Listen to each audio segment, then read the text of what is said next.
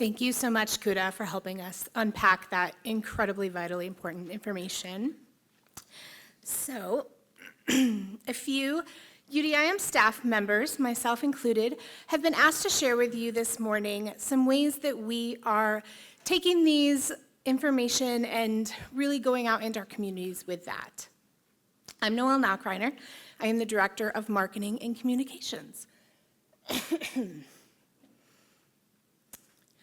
Whether it's tapping into the nostalgia of the holidays with milk and cookies at Silver Bells in the City, or reminding people that dairy isn't scary, we really work every single day to provide everyday dairy moments for consumers in Michigan.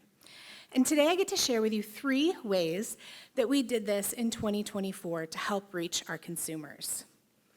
Our integrated messaging about lactose intolerance, our focused events and activations, and our very successful First 1,000 Days campaign, which you've already heard a little bit about this morning.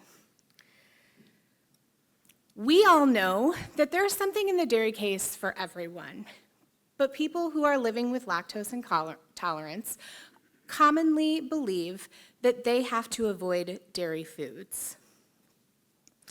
So last year, we worked really hard to integrate lactose intolerance messaging across all of our marketing strategies. So first, I'm going to introduce you to Ozan Barris. He is an MSU student and tennis player. He actually was the 2024 NCAA National Runners-Up in men's singles. I'm not sure I said that correctly. He is a member of the UDIM Milk Means More athlete team, and he's lactose intolerant. So in order for Ozan to be the best that he can be on and off the court, he has to be super intentional about how he fuels his body. And he recognizes that the essential nutrients found in dairy help him maintain his peak performance. He is very intentional about incorporating lactose-free options into his diet to do just that. We are thrilled to have him as a part of our team and that he proudly shares the role that dairy plays in his life while living with lactose intolerance. Last year, we also developed a lactose intolerance activation kit, which you'll see in the upper right and the lower right, actually. And what that kit does is help inform consumers and talk about lactose intolerance. It provides a lot of information about lactose-free options, and it also provides a QR code to additional resources. We debuted that kit last March at the U of M Welcome Wednesday, where we hosted a milk and cereal bar that included lactose-free options. And this really sparked a lot of conversations with students about what options they have if they didn't think that they could consume dairy because of lactose intolerance. And the last way that we really worked to incorporate that lactose-free messaging is through our Dairy Isn't Scary social media campaign. So in October, we launched the Dairy Isn't Scary campaign to really bust myths about dairy foods in general, and this one focused a little bit on lactose intolerance.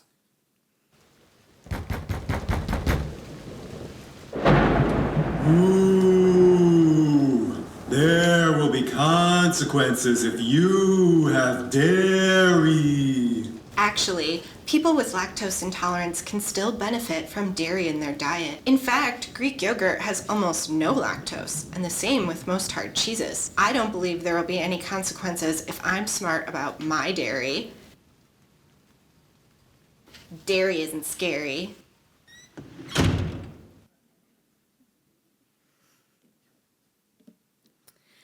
Our team is really passionate about engaging with consumers face-to-face to have real conversations about dairy foods.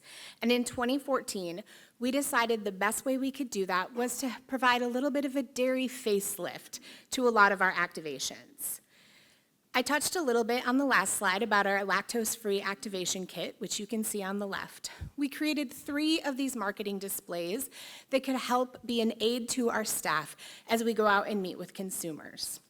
The Kits are designed to be fun, informative, and engaging. And the goal is that any member of staff can pick up one of those kits and take it with them to an event to engage with consumers. On the right, you'll see our active lifestyle kit, which we utilize a lot at races like the Detroit Free Press Marathon Expo. Who has been to the UP State Fair and seen the cheese carving station? Okay, nobody. Well, maybe in 2025 you'll get there. The cheese carving cooler is a hub of activity all week at the UP State Fair. And our previous cooler design, as you can see on the left, wasn't exactly a lot to talk about. So in 2024, we decided that we wanted to have a facelift to that cooler and repaint it. And we could not think of a better way to go than cow print. So we went for it, and it really paid off. All week long, people were coming and taking pictures of the cooler and in front of the cooler, staying to watch the cheese carving, and then just talking about the cooler. It was so impactful that UDIM actually won an award for Best Agriculture Display at the fair. We actually have that award out in the hall if you'd like to see it. A few other ways that we upgraded our activations is that we introduced in-stack photos. These are a kind of like a Polaroid, but with a twist. So it prints a photo for you, but it has a really fun border around it. Guess what ours was? Cow print, yeah. And it has a QR code where you can link it to any page on our site for more information. We use this to target really our Gen Z consumers to help give them that nostalgia of the event and also leave them with a memory to help connect them back to dairy.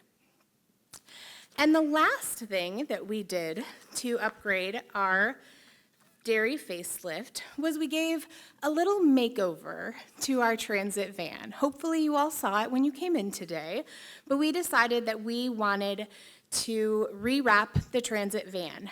And so we decided again on a bold move, cow print. There's a theme here. It looks gorgeous, and people are excited to see it. When we roll up at an event, they know why we're there, and they can't wait to get their chocolate milk or whatever it is we're passing out that day. They're excited that we are there. So like I said, it is parked outside. If you did not see it on your way in, please make sure you check it out on the way out.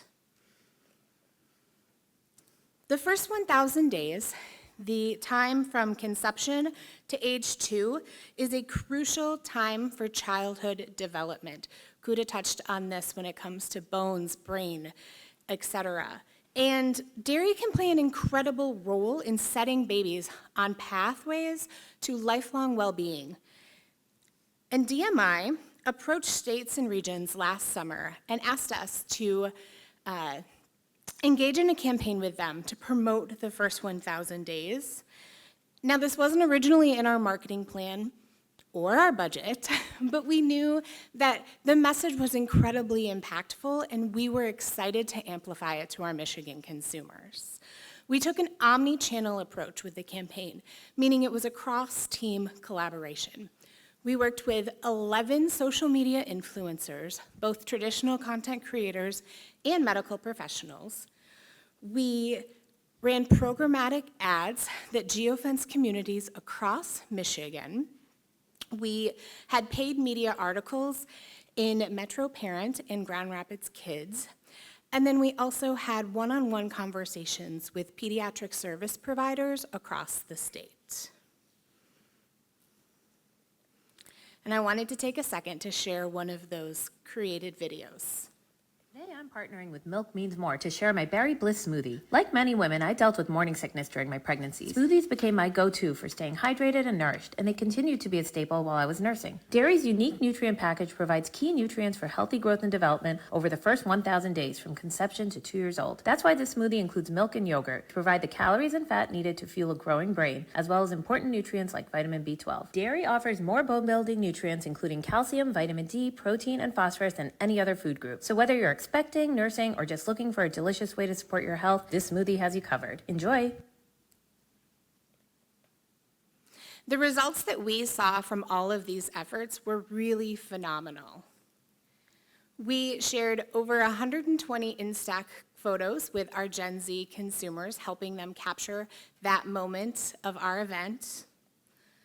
We had 6.45 million impressions on our first 1,000 days campaign, which accounted for over a third of the total impressions on DMI's collaborative campaign.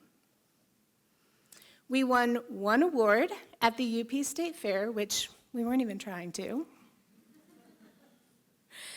We connected with 219 pediatric professionals with messages about the first 1,000 days. And our cow print van has been honked at 3 times. These were just a snapshot of all of the ways that our team and really the entire UDIM staff is working to connect with consumers and create an everyday dairy moment for them. And you can see many more examples on the screen right now.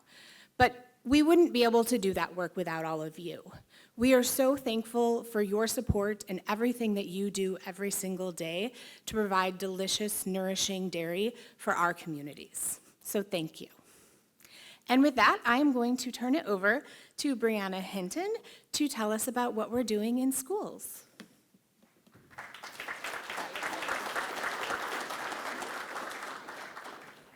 Good morning.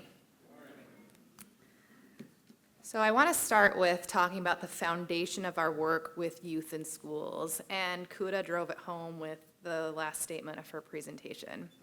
Understanding our youth. That's really what we look back on in 2024, of what can we do to take our tried and true school programs and take them to the next level. We really need to understand who we're talking to, who's our target audience, and how do we take it to the next step. To sustain and grow dairy in schools, it's essential that we deepen our engagement with the students that we're serving, and then also the educators, the stakeholders, and people who are around our youth. And we have to do this in ways we haven't done before. So Suraj is a high school student. He's a member of the Gen Youth Student Council, and I was on a call with him just earlier last week, and he said something that really stuck with me. If it's about us, don't do it without us. Kids aren't going to consume the tasty dairy foods that we're providing to them in school cafeterias if they don't have a say in the programs. They don't give you feedback to let you know if they like it or they don't like it. They want to be involved. They want to be engaged. They want to see themselves reflected in that program and in the foods that are being served to them in cafeterias.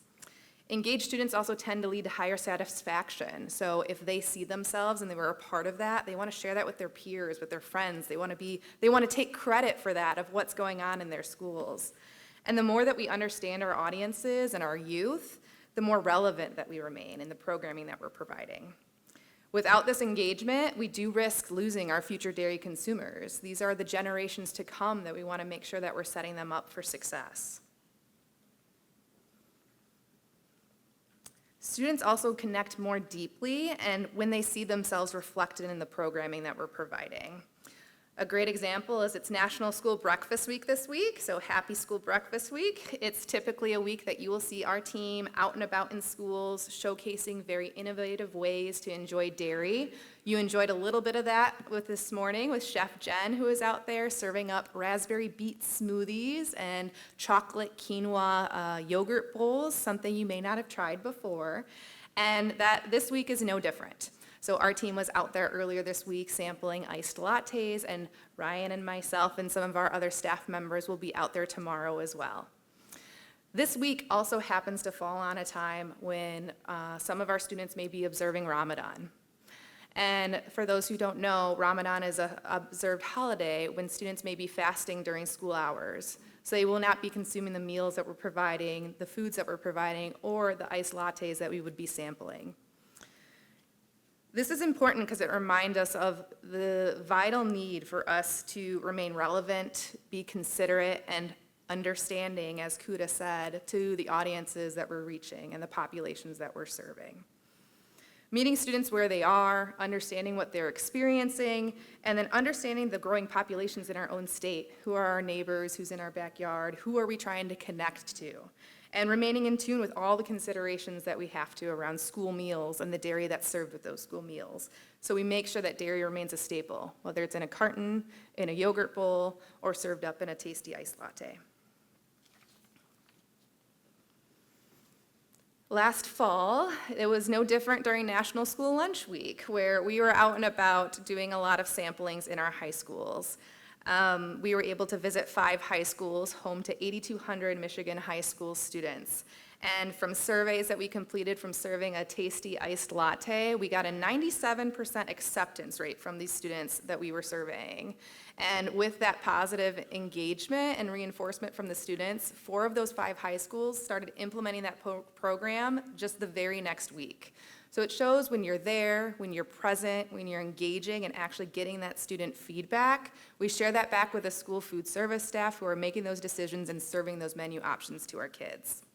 And this school recipe, let me tell you, includes 1 full cup of milk and just a little bit of coffee and a little bit of flavoring to appeal to our students. Beyond lattes, we also introduced new programs to different districts that we had never been before.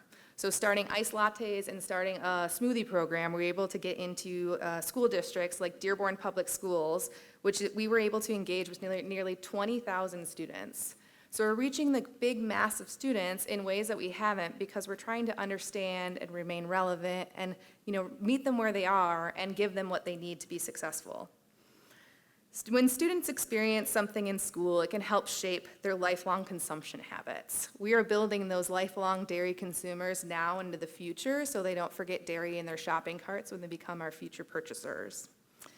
Additionally, some things that are in the works is, adapting our coach's guide for sports nutrition for high school athletes. So what can we do for our students that may be fasting during this time to make sure that the coaches that are providing that messaging, the coaches that are, pushing our students further and further to understand, what those students are going through when it comes to fueling their nutrition. We hope to have that done very soon. I know it's in the works, especially during this time of the year. Trust and mutual respect lead to positive and productive programs. Over the past year, we've been able to reach over 300 school nutrition staff, and that's by partnering with the none other Chef Jen, who is out there this morning with us. So she's going into these kitchens, she's getting her hands dirty, and she is teaching these kitchen staff some skills that they might not have been taught on the job. It might lead to basic knife skills or trying new recipes that they might be hesitant to try and just try to push that envelope a little bit further. Students are looking for more interesting menu choices, more diverse menu choices, and this is a way that we can do it by empowering our school staff who's serving those foods, serving those dairy options to make sure they have the skill set to be able to do so. With these 300 school nutrition staff that were trained, it's impacting nearly 30,000 students, and it'll only continue to grow as that partnership grows. We want to ensure that as students' preferences evolve, as their tastes change, and maybe something new and trendy comes up that's not lattes or not a chocolate quinoa bowl, we want to make sure dairy is a part of it. We want to showcase the versatility of dairy and make sure that it remains a staple on school menus. Here are a few things that, in addition to what you had seen out this morning, that Chef Jen has been doing in some of our districts. Trying out recipes like cheesy tachos, bulgogi beef bowls, overnight oats are some things that you might start seeing in your school menu lines at breakfast and lunch. It's something that, taking a different lens of how we present our food to our students. A lot of us eat with our eyes as well as our tastes, but then also our smells. We want to grow that experience for our students too. We don't want the 20 minutes they may get to enjoy that school meal to be something that they don't see themselves reflected in.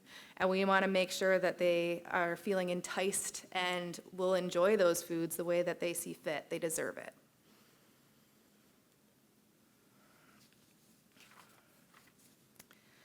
Youth dairy consumption at home and in schools is interconnected. One lays on to the other. So just as consumption is increasing at home, or a gain that we can see in a school program from a latte program, we're going to see that reflected back into the purchases at home. This means that every gain, we want to make sure we're enforcing those efforts on both fronts, and that's where it truly takes our team. Our team's done a fantastic job of reaching students in schools, but then engaging out into those communities with consumers as well. Our work is also driven by the communities we serve. The more we understand them, the better we can do to support them and remain relevant in this space. The next step we're doing is bridging schools and home through stronger community engagement. Once again, when I said the more engaged somebody is, the higher the satisfaction goes up with our youth. That's no different from the families and the consumers that we're talking to and that we're reaching. I'm honored to be a part of this team at UDIM and work for all of you on behalf of, the people who feed America and who get to enjoy the delicious dairy that you all provide them. It's important that we make sure that dairy has a place in schools and beyond. By deepening our understanding, strengthening our programs, and engaging our communities, we're shaping the future of our lifelong dairy consumers day by day. So thank you so much for having me, and next I want to pass it over to my teammate Ryan McCooch, Senior Health and Wellness Specialist, to take it away.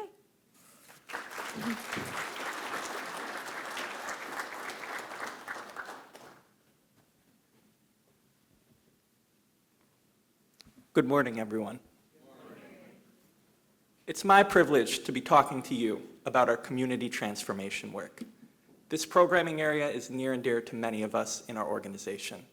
It started with the brilliant work done by our colleague, who many of you may know, Aaron Scott, several years ago, based initially in Detroit. Community transformation work, for those of you who'd like a definition, is work we're doing in specific target cities, meeting our community members where they are at, and making lifelong dairy consumers and advocates as a result. About 2 years ago, we decided it was time to extend into a second city, and that city we opted for is Grand Rapids. There are many reasons why we chose Grand Rapids for our community transformation work. As a start, of course, it's the second largest city and metro area in the state of Michigan.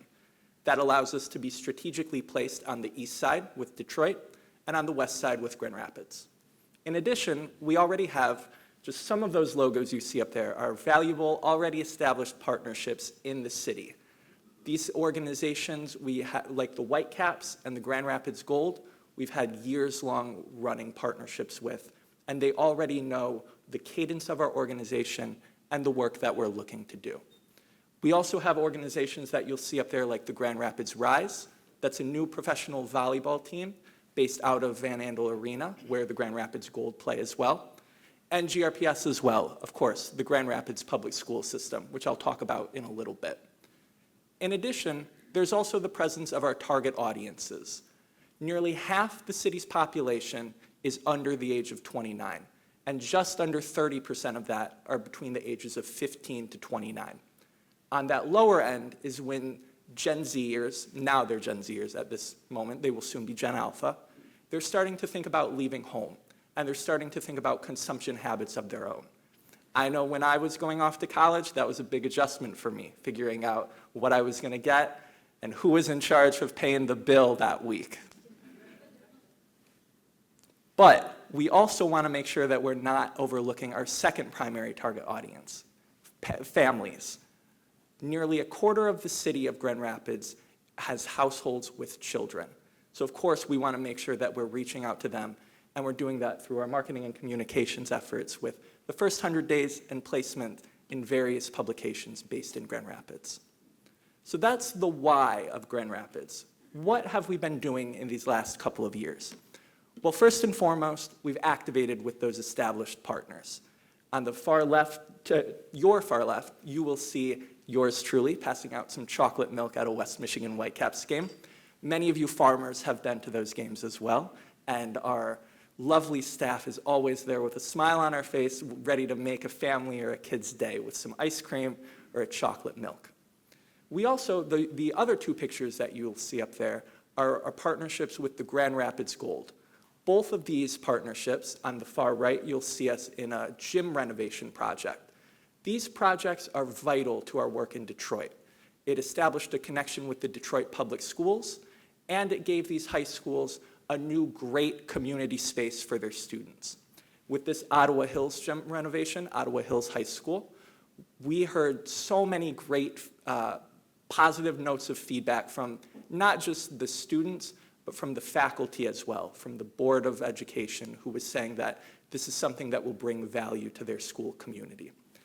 And in the middle, you will also see the work that we're doing, again, like I said, with the Grand Rapids Gold. This, we brought out Union High School's basketball team and Ottawa Hills' basketball team to Grand Rapids Gold games, where we spoke with them before the games about the importance of not just nutrition education, but careers in sport that are not just on the court.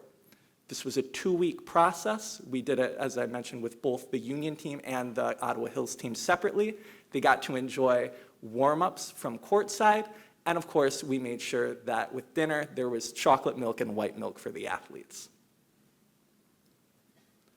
So in the future, we will continue to activate with a 2-pronged approach. First and foremost, we're going to continue to activate with our established partners. This is not going to change. We have many things already in the works. With the Whitecaps, for example, we're working on a set of business and baseball events, we're calling them. This will also expose young athletes and students to careers outside of on-field baseball happenings. So this will be things like concessions, front office, landscaping, etc. We'll also be working with the Grand Rapids Gold, Planet Fitness, and GRPS on another gym renovation. We're excited for this one to be the second one in Grand Rapids, and we look to continue to do more in the future. And the second prong of this approach is going to be an emphasis on finding new community organizations. As I said, we want to meet people where they are. We want to go where they are seeking out help and with partners that make sense for us. One thing I'm excited to announce here is that we're working with the YMCA of Grand Rapids this year. Dairy will be a key factor in all 10 of their summer day camp programs. They will be doing recipe making, and these students will be learning culinary skills, and they'll be getting dairy education as a result. I just want to take one final moment too and have you all look at that team on the screen right there. This work is not possible without every single person on that screen. It takes everyone, the industry relations team, the marketing and communications team, and the health and wellness team, and the operations team, all to be in sync. And of course, we can't do that work without all of you in attendance. So thank you, farmers. We're so proud of what we can do on your behalf. And at this time, I'll open up the floor to questions for any of the 3 of us. Thank you.